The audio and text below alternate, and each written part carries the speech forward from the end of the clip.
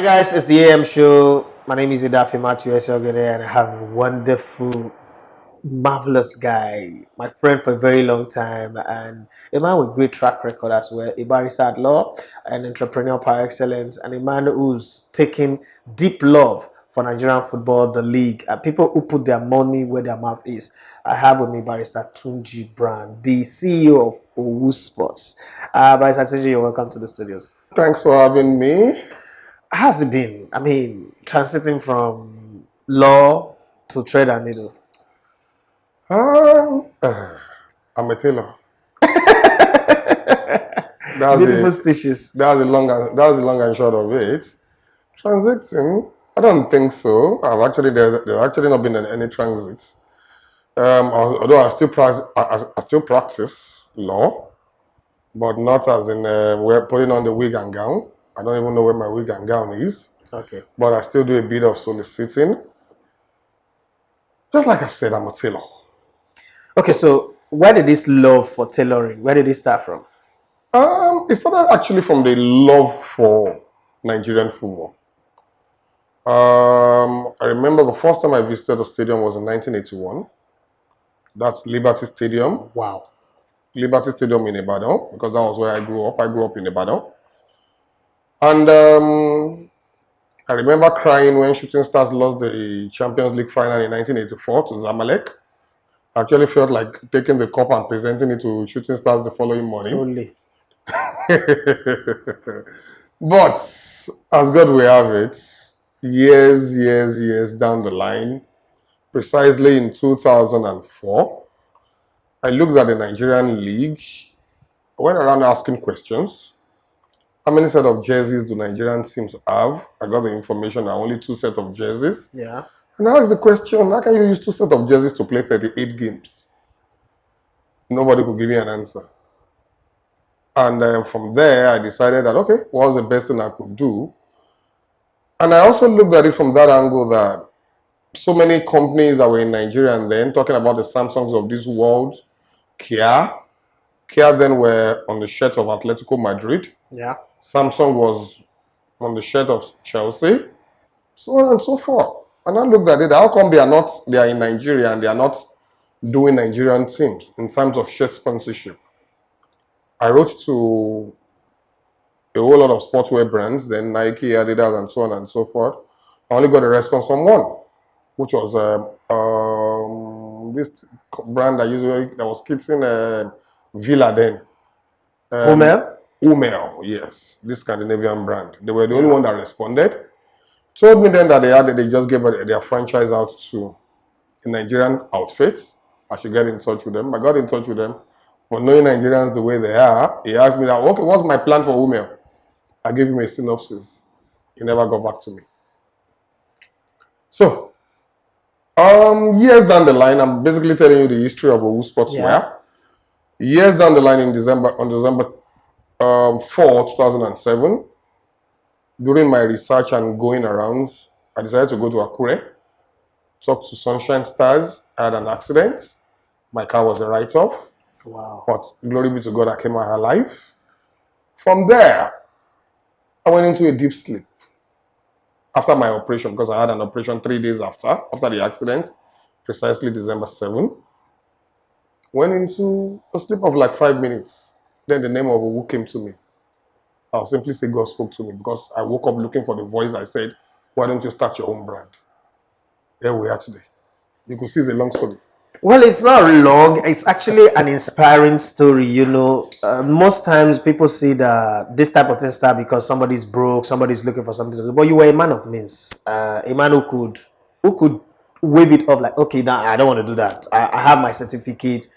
When you got to Sunshine after the accident and you decided to start to, how was it for acceptance? I mean, how did it go for people to accept you that, you know, Nigerians like things from the abroad. So when you decide you want to sew and kit these people, how was the acceptance like? Matthew, till today, I'll tell you there's acceptance and there's no acceptance. The acceptance part of it is that today I'll tell you that if we are not the biggest brand in Nigeria today, we are a close number one. Okay. If we are not the biggest. Because as of today, we keep 6 teams in the Nigerian Premier League. We keep 12 teams in the Nigerian National League. Last year we had 15. This year we have 12. With almost another 15 or thereabout in the amateur league.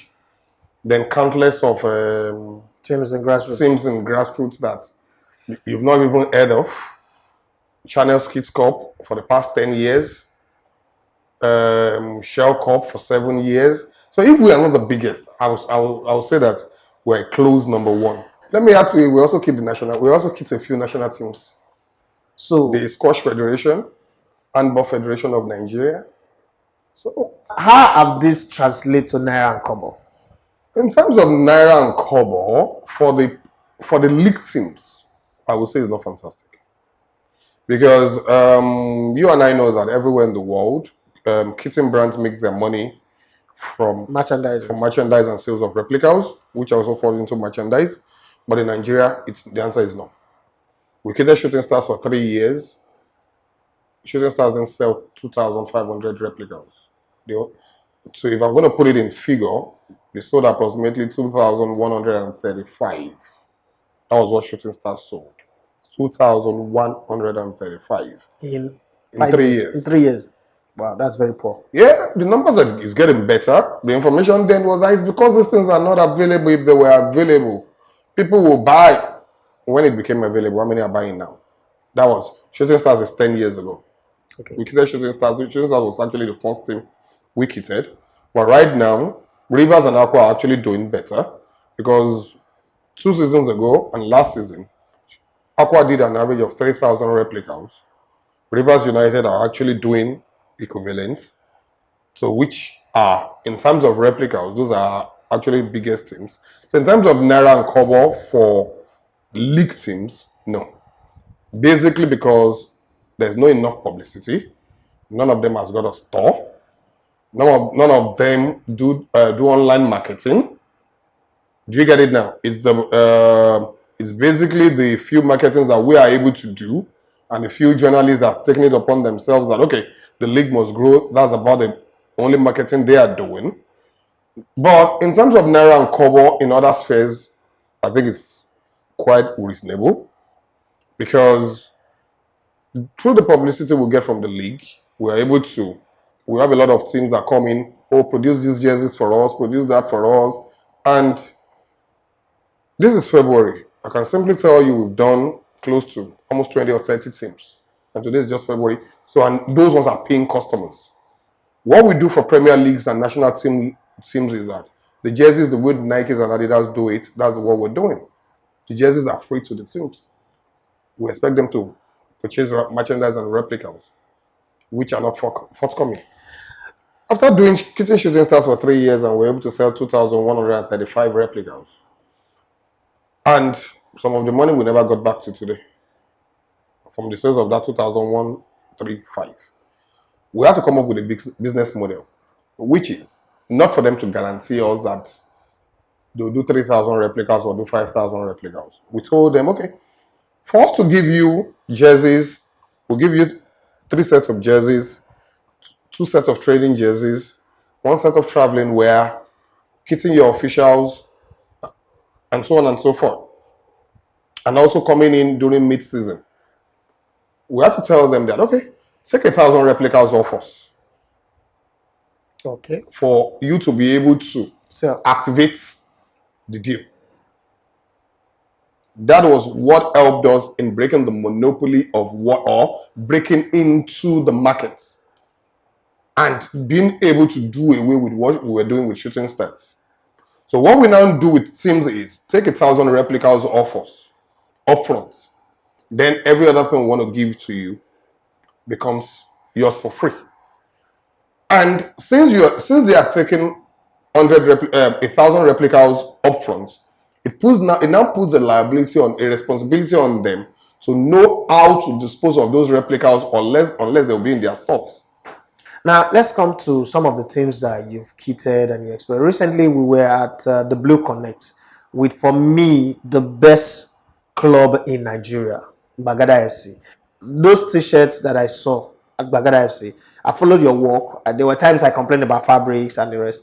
I think that's the best work that Owu have done in terms of quality, design. Do you have certain attachments to certain teams and you're like, okay, because of this team, let's do something special? Do you have that kind of model where you say, okay, for this team, I'm going to do something very special, something unique? Yes and no. Okay. We'll keep it a standard. There is a standard. And what is the standard? The standard is to put everybody on an equal pedestrian and to make sure that we produce quality at all times. We've not deviated from that. And also to make sure that whatever we do looks Nigerian. That is the key. Because I can tell you authoritatively today that we've never produced outside Nigeria. Before our technology moved forward and we moved on to sublimation, we printed outside Nigeria. But I made sure that the stitching and everything was done in Nigeria. That was that. With regards to special designs and things like that, it depends on how creative the owners of those teams are, or the directors or the managers are with their designs. Talking about Bagada, what we do every season is we send it to the teams for their inputs. They send it back to us, okay, correct this, change this and everything. And we follow their lead. Some will even tell you, whatever you have, just give to us. Okay. That's that. But with Bagada FC, the CEO will come in, will sit with my creative people, they'll design, change this, adjust this, print it, let me have a look at it. If I'm satisfied, we'll go ahead and produce. I spoke to him a few minutes before I came into the studio. He wanted to come and view the final cuts for his match jerseys because their league is starting in a few days' time. So that is it. It is because they've taken an interest in whatever they're doing. Fabric, production, how it looks, their logos, everything must be made to a standard. But how many teams are willing to do that? So that's the difference. Okay. So how do you source fabrics? Sourcing fabrics, it's one of the biggest problems and one of the biggest challenges we have in this market.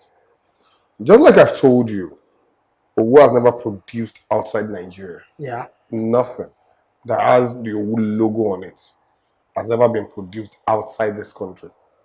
I'd rather get the fabrics, bring it into Nigeria, and produce. My fabric supplier, we actually get fabrics from both Pakistan and China. Presently, we've got a few contacts from Thailand? No, Turkey. Okay. Asking us that, okay, can they supply fabric? We're still looking at it. But years back, precisely 2003 or 2004, my fabric supplier in Pakistan called me and said, Mr. Brown, how are you? Can you do your production outside Nigeria in Pakistan? And I'll give you the best discounts you have ever gotten.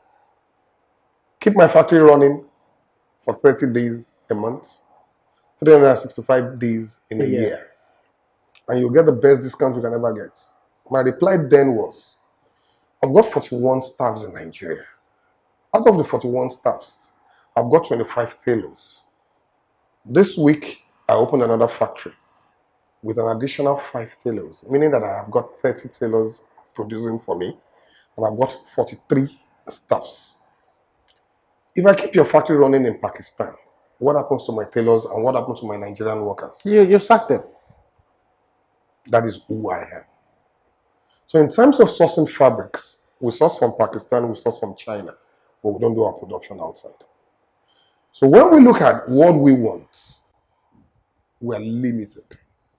That is why the likes of Nike, the likes of the so-called bigger brands, the kind of technology they have, we don't have. And the funding stuff. The kind of funding they have, we don't have. But I can tell you that Owu production may not be 100% at the level of Nike and Adidas.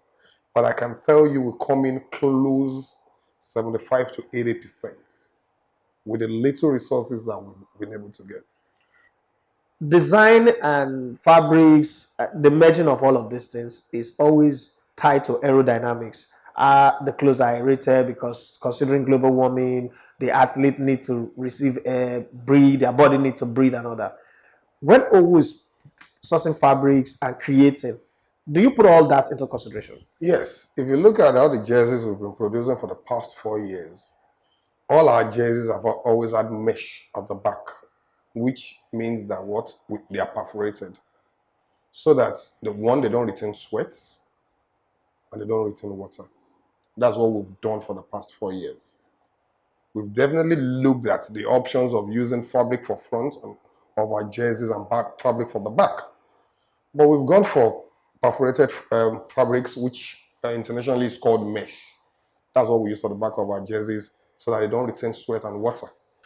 Okay, so going forward, is there any plan for Owu to set up a science lab? Because that's what every other kit manufacturer does. Science lab is where you start going body specifics. Matthew Duffy, body type is like this. So we want to put him in a mold and do a jersey that is body specific for him and do, most times jerseys are one size fits all. Oh, all the players are this dimension. Oh yeah, do jerseys for them. Just numbers are separated. Matthew, not a bad idea. Yeah. Something that is doable, we will set our minds to it. But first things first, the fabrics that will be used to produce that, are they available locally? No. Because that alone, setting it up, getting their body temperature, getting everything is not an issue. We could as well go get scientists, local scientists that could, do that, based on the fact that what we're doing is typically Nigerian. Yeah. We'll still source locally, we'll still get. These things are not rocket science, provided the technologies are there for them to work with. Yeah. We could also send them on trainings and all to get this, experience and come back and do this. Fine. But when we finish that, where's the fabric? We don't produce, there's no fabric company in Nigeria that produces sportswear fabric.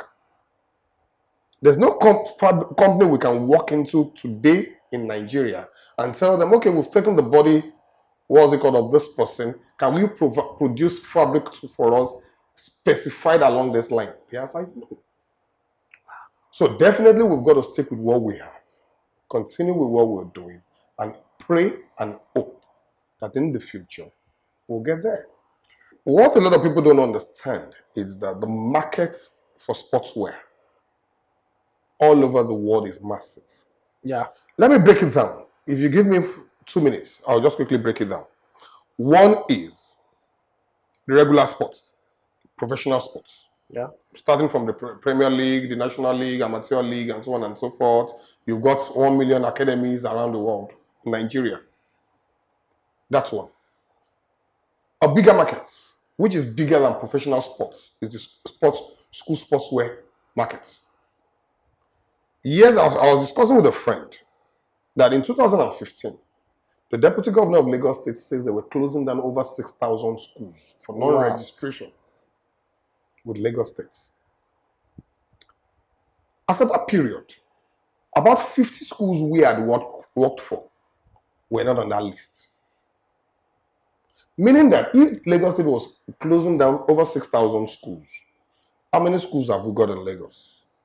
And each of private schools, not public schools, each of these schools do sportswear once or twice a week. Apart from that, inter-house sports, this is the period of inter-house sports from November till March. They all produce sportswear. Look at that market for Nigeria for Lagos and 36 states. So that's to show you how big the market is and how massive the market is.